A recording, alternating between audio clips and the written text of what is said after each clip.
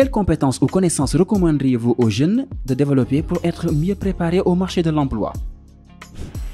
Je pense qu'il faut que les jeunes soient ouverts. Il faut qu'ils soient courageux. C'est-à-dire qu'il ne faut pas qu'ils se découragent. Il faut qu'ils comprennent qu'il faut qu'ils aient des compétences. L'école donne des compétences, parfois donne beaucoup de savoir, mais donne peu de savoir-faire et surtout peu de savoir-être.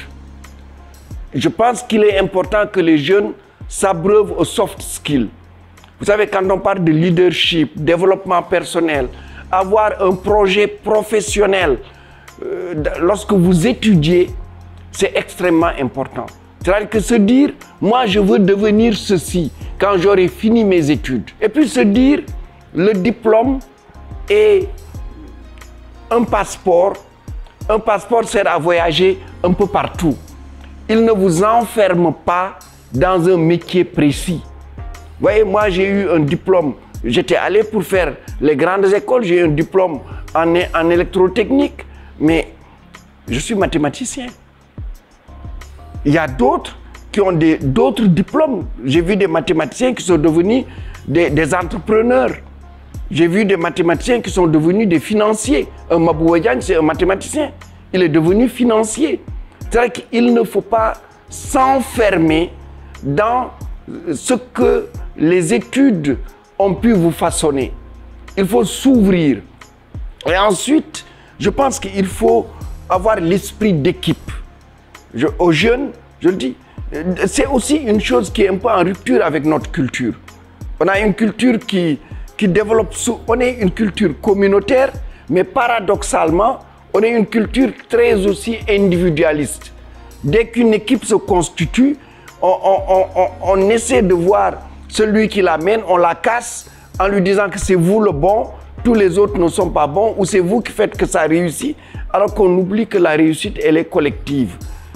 C'est aussi qu'ils croient à l'Afrique et à leur pays. Parce que c'est en croyant à leur pays, en croyant à l'Afrique, qu'ils vont se battre pour réussir en Afrique. Si vous n'y croyez pas, vous n'allez pas réussir ici. Et je le répète, moi, ma conviction n'a pas changé. Et c'est pourquoi je suis resté au Sénégal toute ma carrière. Et pourtant, j'ai eu beaucoup d'opportunités d'aller à l'étranger. Mais je suis resté parce que j'ai dit, si nous voulons construire l'Afrique, ce sont les bras, ce sont les cerveaux qui se mettent au niveau des bras et des cerveaux au niveau international, mais qui restent en Afrique et qui participent au développement de l'Afrique. Selon vous, quels sont les métiers d'avenir? Alors évidemment, il y a beaucoup de métiers. Et c'est prétentieux de ma part de dire, voici les métiers d'avenir. Mais je dirais que le monde d'aujourd'hui, il est en train d'aller dans tel sens. Et il faut, pour être dans ce rythme de ce monde, parce qu'on ne peut pas s'y soustraire. Voyez l'éleveur qui est en train de préparer son bétail pour vendre son mouton de Tabaski, il a son iPhone et il a WhatsApp. Il utilise cette technologie qui est une technologie avancée. Donc, il nous faut être au diapason des technologies actuelles. Je pense que quelle que soit la discipline que l'on fait, quel que soit le métier que l'on fait, il faut s'initier à l'intelligence artificielle. Et pour ceux qui ont choisi d'aller dans les disciplines scientifiques et technologiques, je pense qu'une bonne partie doit s'investir dans ce métier-là, dans le big data, dans la cybersécurité, dans tout ce qui touche au calcul scientifique, à la modélisation, à la robotique, à la biologie moléculaire. Si on a ces vaccins-là, aujourd'hui, qu'ils soient à ARN messager, qu'ils soient à adénovirus, c'est parce que la biologie moléculaire a progressé. S'investir dans la biotechnologie, s'investir dans les nanotechnologies, s'investir dans les changements climatiques, le développement durable et s'investir aussi dans l'espace, les métiers de l'espace.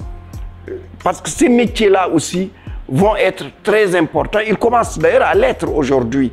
Et ensuite, les métiers liés à la physique de l'atome, à la physique atomique et tout ce qui tourne autour de la physique des particules. Ceci combiné aux différents métiers traditionnels que nous avons, combiné aux changements que nous allons opérer, parce que je pense que notre manière aujourd'hui d'enseigner, qui est d'enseigner en français, va se muer en un enseignement où les langues nationales auront une place primordiale et que l'anglais aujourd'hui aura aussi une place importante pour que les jeunes aient plus d'opportunités. Et demain, le chinois. Et après-demain, une langue africaine. Donc, je pense qu'il faut s'orienter vers cela et s'orienter vers les métiers qui vont sous-tendre et aider à développer une industrie sur les matières premières que nous avons et que nous devons transformer sur place, comme le fer que nous avons au Sénégal, comme le phosphate que nous avons au Sénégal, comme le zircon que nous avons au Sénégal, comme l'or, comme le pétrole, comme le gaz et peut-être d'autres choses qui vont être découvertes par la suite. Votre mot de la fin à l'endroit de la jeunesse. Je le dirais, apprenez. Apprenez, apprenez, apprenez et soyez fiers d'être sénégalais et d'être africains et surtout soyez fiers d'être ambitieux pour construire le développement de notre pays dans l'équité, l'égalité, la transparence et la solidarité.